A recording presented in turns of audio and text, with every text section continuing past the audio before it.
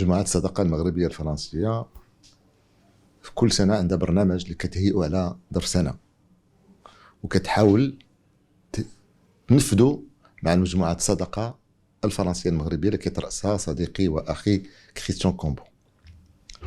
بطبيعة الحال اليوم حنايا في إطار خاص، هو الاحتفال بالذكرى الخمسينية ديال المسيرة الخضراء.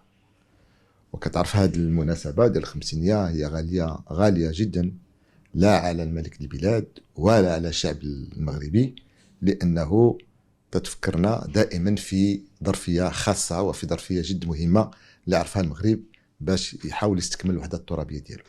بطبيعة الحال التظاهرة اللي غتكون في المجلس الشيوخ الفرنسي، أولا هذه التظاهرة كانت بالتنسيق وبمشاركة الفعالة ديال السفارة المغربية في باريس، وعلى رأسها السيدة السفيرة اللي قامت بمجهود جبار مع المجموعة الصداقة الفرنسية المغربية، وبالتنسيق مع المجموعة الصداقة المغربية الفرنسية باش نديروا هذا اليوم في مجلس الشيوخ اللي هو أول مرة كيكون في مجلس الشيوخ الفرنسي.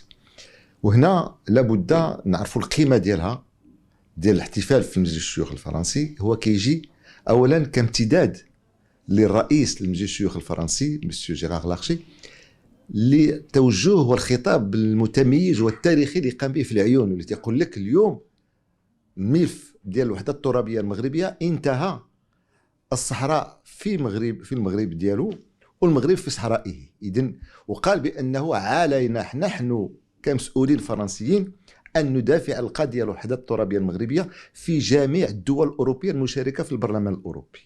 إذن كان خطاب قوي وقوي جدا، وفي هذا التوجه كان حقيقة مشينا في هذا التوجه ومشينا في هذا التأثير. بطبيعة الحال غيكون الحضور، غادي يكونوا اليمين، غادي يكون واحد العدد ديال المشاركين، وانا كنلح مع الرئيس مجموعة الصداقة الفرنسية المغربية باش يكون كذلك حتى التيار الاشتراكي والشيوعي اللي هما عندهم واحد المواقف غير واضحة في قضية وحدتنا الترابية. وبغينا بهذه المناسبة غادي نحاولوا نعطيو واحد المعطيات جديدة، كما قال صاحب الجلالة في الخطاب ديالو ديال افتتاح البرلمان ديال 2024، بأن يكون عندنا معطيات تاريخية اللي كتقنع بأننا نحن على حق في الدفاع على وحدتنا الترابية.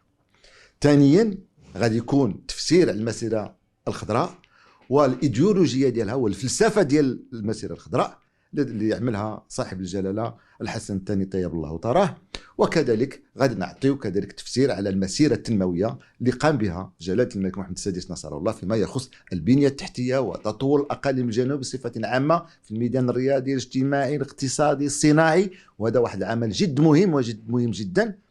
وحتى الغلاف المالي اكثر من 77 مليار ديال الدرهم اللي مشات في هذه المناطق واللي عطاتها واحد وجه اقتصادي متميز.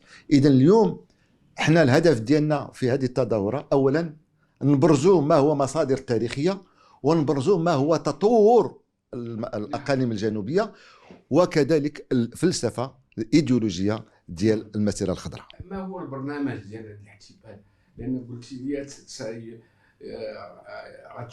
غادي يكون في هذا البرنامج غادي يكون اولا واحد فيلم وثائقي اللي غادي يكون فيه المسيره الخضراء وكيفاش دخلنا الاقاليم الجنوبيه و350 الف كيفاش دخلت بالرايه المغربيه وبالقران، لانه هذه عندها رمزيه، فيها الرمزيه الوطنيه والرمزيه الدينيه بصفه الملك البلاد هو امير المؤمنين، وكيفاش دخلنا بسلام الى اراضينا واستكمال وحدتنا الترابيه، وكيفاش تم تسليم الاراضي المسترجعه الى التسيير الاداري الى المغرب.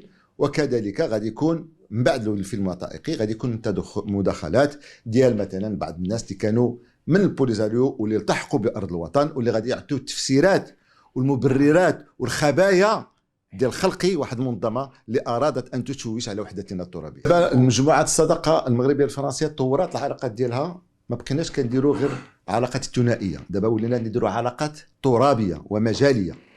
مثلا بدينا مع ليل دو فرانس اللي كترأسها صديقتنا فاليري بيكريس، واللي بدينا غنديروا معها واحد عقد اتفاق ما بين الجهة العيون وليل دو فرانس في مجال ثقافي وفني ورياضي.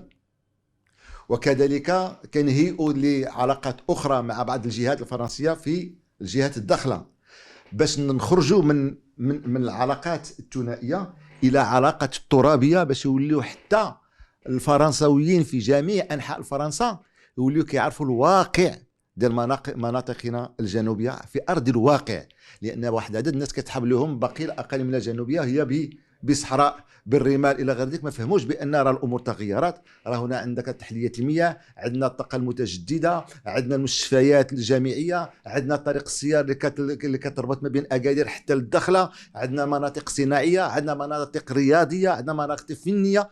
هذه كل مناطق اصبحت حقيقه تعادل مناطق جهويه متقدمه وجد متقدمه، وهذا قالوا هذه حتى المستشارين الفرنسيين بعد ما جاوا الاقاليم الجنوبيه قالوا لنا سي ايكيفالون ا دي ريجون فرانسيز.